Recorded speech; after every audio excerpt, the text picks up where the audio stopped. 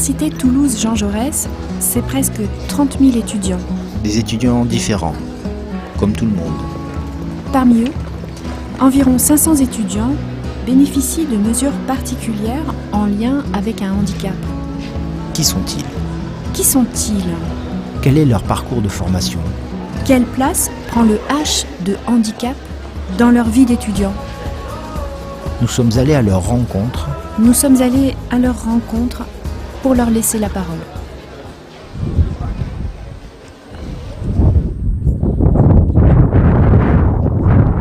Bonjour à tous, je m'appelle Cyril Tellière, j'ai 22 ans et je suis en première année en sciences de l'éducation.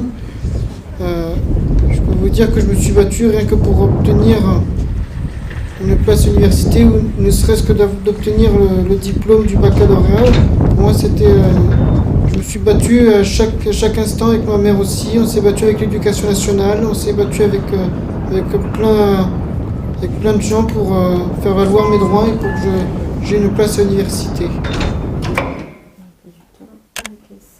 c'est les salles qui vont mettre. Donc ça je vais voir. Et par rapport à l'emploi du temps que vous m'avez envoyé, donc le mardi après-midi, on ne peut pas. Ok. Ok Cyril. Est-ce que Mathilde et Coralie, elles continuent à vous accompagner Oui. J'ai fait du CP au CM2, j'ai fait en scolarité normale sans aucune aide extérieure ni quoi que ce soit. Après jusqu'à la moitié de la 6e, j'ai bifurqué en hôpital psychiatrique puis après en hôpital de jour. Je n'ai pas fait le collège ni la seconde générale. Et après je me suis battu avec ma mère, on est allé à l'inspection académique pour que je sois inscrit en première littéraire au lycée des Arènes. Et j'ai obtenu le baccalauréat juste après. Donc j'ai fait une conférence pour expliquer mon handicap auprès des autres étudiants. Et bon, j'ai pas compté le nombre de personnes qu'il y avait, mais apparemment l'amphithéâtre était quand même assez bien rempli.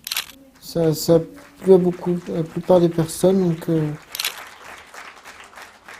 c'est un peu angoissant sur le coup pour moi.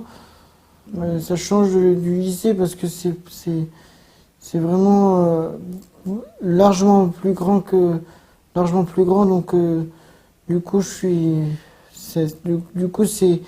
vraiment j'étais en terminale littéraire, donc j'avais une AVS qui était là pour m'aider à prendre les notes pour me rassurer pour tout ça. Enfin, j'ai été accompagné par un auxiliaire de vie scolaire. Le problème, c'est qu'arrivé à l'université, en fait, il n'y a plus d'auxiliaire de vie scolaire. Non, du tout. Sur le coup, c'était brutal. C'est le fait qu'il n'y ait pas de part d'un prof de suivi particulier, qu'on change de prof tous les cours, donc du coup et qu'il y a beaucoup d'interlocuteurs, donc c'est vrai que moi je m'y perds un peu. Donc si je n'ai pas de personne référent à qui je peux me référer fixe, du coup je suis un peu perdu, donc je ne sais pas à qui m'adresser. Et pourquoi Il y a plusieurs raisons. Bon, il y a la réassurance, il y a la reformulation des questions ou des consignes quand c'est parfois trop implicite, parce que les autistes Asperger ne comprennent pas l'implicite, ni le second degré, ils ne le comprennent pas. C'est vraiment très, très difficile pour moi, je fais en sorte de faire abstraction de ce genre de choses qui sont les angoisses, parce qu'il y a quand même 30 000 étudiants. J'ai peur de la foule, je suis agoraphobe, je suis hydrophobe, donc j'ai peur de l'eau. Par exemple, le fait de me laver les mains, par exemple, je ne peux pas parce que l'eau me fait mal, c'est psychologique. Donc il a plusieurs craintes, il a aussi également du mal avec quand il y a trop de bruit. Donc quand on est dans un amphithéâtre, que le bruit résonne, qu'il y a le bruit des chaises, le bruit du clavier, le bruit des gens qui parlent, c'est très très dur.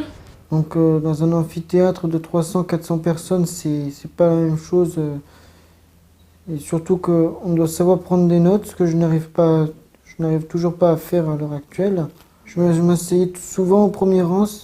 Alors, certes, il n'y avait pas de fauteuil, il y avait une chaise, mais pour moi c'était suffisant. Et je prenais le dictaphone pour enregistrer, notamment quand je ne pouvais pas prendre de notes. Mais justement, avec le pôle des étudiants en situation de handicap, j'ai pu avoir accès à des étudiants et des étudiantes qui étaient là pour m'aider à prendre les notes. Voilà, notre objectif, c'est d'aider au mieux Cyril pour sa fac. Parce que c'est dur aussi de passer vraiment d'une aide personnalisée pour lui à être tout seul dans un amphi. Enfin, c'est une promo où on est vraiment beaucoup et c'est un peu un choc. Donc, 2 étudiantes en Master 2 psychologie TSA, troubles spécifiques autistiques, essaie de m'aider lors du premier semestre à avoir les codes sociaux, à comprendre les codes sociaux envers les autres pour essayer de les comprendre. Elles essaient de m'aider du mieux que possible, mais en même temps je les aide aussi pour faire leur mémoire. Cette méthodologie après dans ton histoire. Oui, ça, je pense que vous avez droit aussi à un tuteur particulier, quelqu'un qui est en master, qui pourra vous expliquer comment faire la dissertation. Pour les évaluations, parce que tout ça, je n'y arriverai pas tout seul. Si l'université possède plusieurs matières dans les licences, il est possible de se réorienter entre 2 semestres. Donc, pour moi, c'était sciences d'éducation en vœu numéro 1 et en histoire en vœu numéro 2. Donc du coup, j'ai préféré me réorienter vers un truc plus concret, vers l'histoire. Dans les travaux dirigés, pour moi, c'était... parce que j'ai eu pas de chance, c'était dans les vieux bâtiments, donc au niveau sonore, c'était pas agréable du tout, c'était l'enfer. Et du coup, tu fatigues très très facilement, très rapidement. Donc dans ces cas-là, pour notre part, on se met en général dans son champ de vision. Il a juste à se retourner, nous dire « je suis fatigué ». Et directement, pour ma part, par exemple, ce matin, j'ai pris mes affaires. Je suis sortie et une des solutions miracles, c'est qu'il me fasse des quiz de culture générale.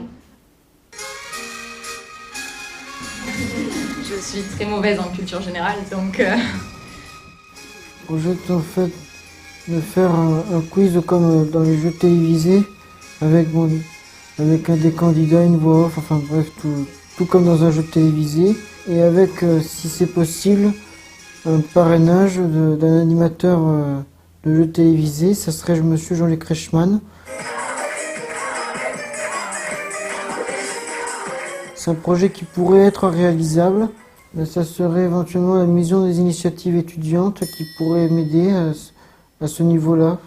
Si tout se passe bien, ce que j'espère, c'est de pouvoir rencontrer l'animateur de jeu télévisé, parce que je rêve de devenir moi-même animateur de jeux télévisés. Je dis bien jeux télévisés au sens strict parce que je ne supporte pas la télé-réalité, genre Secret Story, tout ça, j'aborde tout ça au plus haut degré. Il faut savoir que les jeux télévisés, c'est quelque chose qui me passionne, et les jeux télévisés, les quiz, les énigmes, c'est quelque chose qui me passionne depuis que j'ai l'âge de 3-4 ans.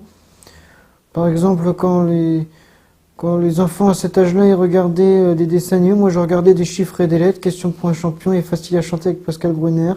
Par exemple aussi, le premier livre que j'ai ouvert, c'était le dictionnaire, je lisais les mots du dictionnaire. D'ailleurs, j'ai beaucoup de vocabulaire, et ça agace ma mère parce que comprendre des fois pas même la moitié des mots que je raconte. Je pense que c'est de l'ancien français, du vieux français qui n'existe plus, alors qu'en fait non, c'est des mots actuels qui sont encore usités de nos jours. L'autre jour, moi je cherchais le mot le plafond. C'est la canopée, voilà, c'est la canopée. C'est la cime des arbres. C'est la cime des arbres dans la forêt amazonienne.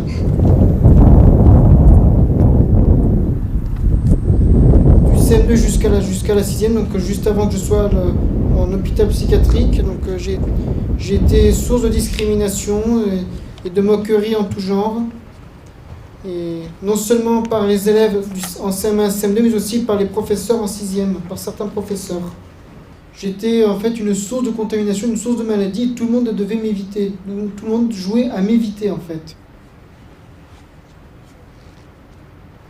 D'où le fait qu'aujourd'hui vous ayez envie de communiquer autour de ce... Parce que pour moi ce genre d'initiative, c'est pour moi faire un pas vers vous pour essayer de communiquer, pour essayer d'avoir des amis. Je sais pas me faire des amis, quoi, donc voilà. Et quand je vois d'autres personnes discuter ou d'autres étudiants discuter, du coup, je me demande comment ils font. C'est de même pour les relations amoureuses, donc du coup, je me demande comment ils font, c'est pareil. Et donc, du coup, quand il y a quelqu'un qui m'aborde, du coup, des fois, la première fois, je fuis parce que j'ai l'impression parce que je sais pas ce qu'on me veut ou qu'est-ce que j'ai fait exactement. Mais si quelqu'un qui se prétend être mon ami, des fois, je lui fais facilement confiance et j'ai du mal à différencier une personne malveillante ou bienveillante, je sais pas exactement. Du coup, je m'amuse, je joue tout seul, quoi. Je fais l'animateur, jeu télévisé tout seul.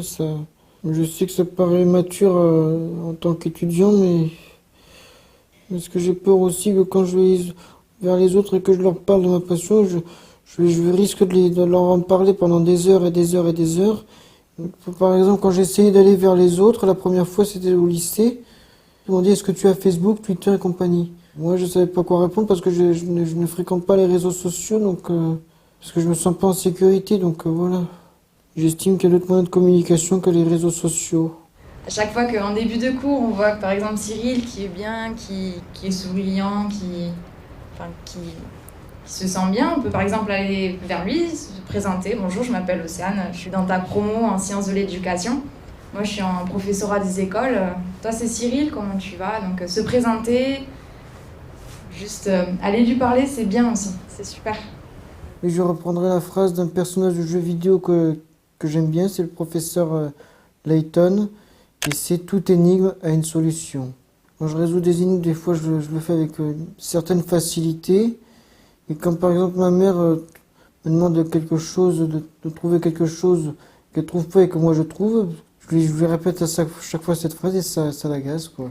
Mais aussi parce que l'autisme c'est parfois considéré comme étant une énigme vivante, donc du coup rester dans le positif et toujours être convaincu que toute énigme a une solution, quoi.